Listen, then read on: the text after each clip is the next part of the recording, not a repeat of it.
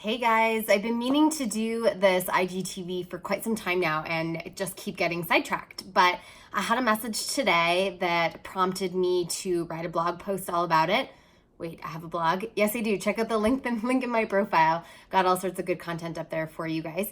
But I thought that this was worthy of getting a video up here and just kind of talking about it a little bit more. I tend to forget and throw this word around, digital nomad, quite a bit, and tend to forget that there's a lot of you who probably don't know what that means. Since Chris and I have been digital nomading for the last 2 or so years, I tend to just assume that everybody knows what that is and onward we go. But over the last few weeks, I've gotten a few messages about how are we traveling so much? It's so awesome that we get to go to all of these cool locations. Where do we live? What do we do for work? But the message that really prompted me to want to record this video was someone asking me if I took a course to become a digital nomad, which I thought was awesome. And if there's a course out there that exists, please let me know. Maybe I'll create one. But I thought it was worth coming on just to talk a little bit about digital nomadism, what it is, how and why we decided to become digital nomads, and how we do it. So first and foremost, a digital nomad is essentially someone who still works by the grace of Wi-Fi, and is able to live anywhere that they want because of that. So remote work and living out of a suitcase. Chris and I became digital nomads 2 years ago. It was a long haul, a long process to get there. It took us about 19 months to figure out how to quit our 9-to-5s. It took some mortality motivation, my mom dying, for us to really, stop living so small and really realize that we had the opportunity to live big and sell our house, sell our car, sell all of our belongings, and hit the open road with our laptops and Wi-Fi connection and be able to work from anywhere in the world. So we're homeless by choice. We kind of joke about that. We really don't have, anywhere that is home, so to speak. We have a couple home bases that we use. We're very lucky to have a few locations that we can kind of utilize as jump points. But for all intents and purposes, we're homeless digital nomads traveling the world, working from our laptops and just getting to adventure quite a bit. So what kind of prompted me to want to write this blog post and then also do this video was, I think a lot of people have this moment in their life where they maybe take an evaluation of everything they've done, everywhere they've been, all the adventures they've had. Maybe you have the big fancy house, maybe you have the big fancy car, the big fancy job, the big fancy husband or wife, the big fancy family, whatever it is, but maybe you're not feeling totally fulfilled. This was very much a circumstance for me personally, and something that really caused me to kind of reevaluate whether or not I was really living my best life. We did something pretty extreme by selling our house, our cars, and all of our belongings in order to have this life, but it's definitely not anything I would trade for the world. It's been something that has provided us with so many cool opportunities and adventures, experiences, additional job opportunities, just so much awesome that I highly recommend, if you've ever considered abandoning ship and kind of starting a new life, to start taking some steps today to do that. So some of my big tips for getting started, because everyone can do it, and I'm calling bullshit on anyone who says that, oh, you live this awesome life and I don't have the opportunity to do that. You do. It may take you some time, and there may be some logistics for you to iron out, but I guarantee that you have as much availability for this opportunity and to be a digital nomad if you want to. You just got to start taking some steps to actually do that.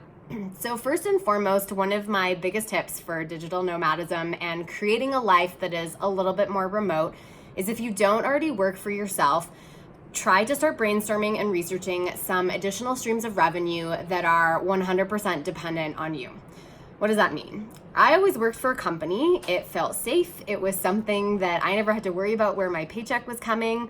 On the other hand, Chris, my husband, is a serial entrepreneur. He's had lots of experiences, working for his own paycheck and really eating whatever he hunts.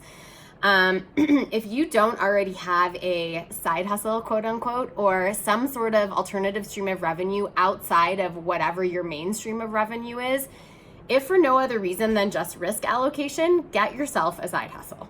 At any given time, Chris and I probably have somewhere between 7 and 10 different revenue streams. So we operate under a number of different projects through a number of different opportunities.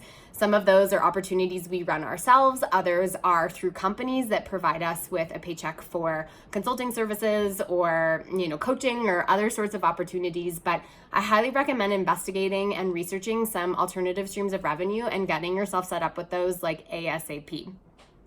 My second tip is to evaluate your current monthly expenses and really get realistic with how much your lifestyle costs.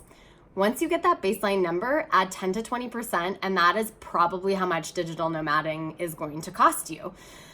You can do it on the cheap. There are a lot of people who backpack throughout the world or buy a van and redo it and are able to live and drive and adventure in that one location. If you're doing digital nomading how we are, which is very much flying places and getting Airbnbs or renting houses, you really need to allocate enough of your monthly expenditure to travel as well as then whatever you are accustomed to in terms of lifestyle. You're not going to be super stoked or feel super fulfilled if you feel like you're not able to do all the things you want to be able to do, or if you're not able to eat when you get to a location because you didn't quite allocate your monthly expenses properly. And it also is really going to impact that first tip that I had about creating those additional streams of revenue for yourself. I'll do another post about that separately too. I have lots to say about that. But you really want to make sure that you're fully aware of what your monthly expenditures are, how much your life actually costs you, and then adding that 10 to 20% for travel and adventure and all those things that you're going to want to do if you elect to live a life from suitcase. Additionally, with that, if you don't already have a budget and you don't already stick to it, I highly recommend before adventuring into the realm of digital nomadism that you create a budget and stick to it. That really goes in line with those first two tips, creating those multiple streams of revenue and really getting transparent about what your monthly expenditures are. You really need a budget to stick to, and that's even more true if you're traveling and, really exploring and wanting to adventure even more. My next tip is to sign up for a credit card that has amazing travel points. I just recently learned that the points guy is not something that everybody knows about. So go right now, thepointsguy.com. Check out what credit cards you should be signing up for in order to get the most bang for your buck when it comes to travel. Even if you're not planning on digital nomading, that is a fantastic website to check out what credit card you should be using in order to maximize your points. You're spending that money anyways, may as well get some free money. And honestly, most of our flights are actually covered through credit card points because of the credit card that we've elected to utilize for travel. Start purging, my next tip, like Marie Kondo your whole life. If you need a tip on what book to read to get started, check out my blog post. I've got Marie Kondo's book up there, The Art of Tidying Up. Amazing. And if you have kids, start researching what homeschool options might be available to you.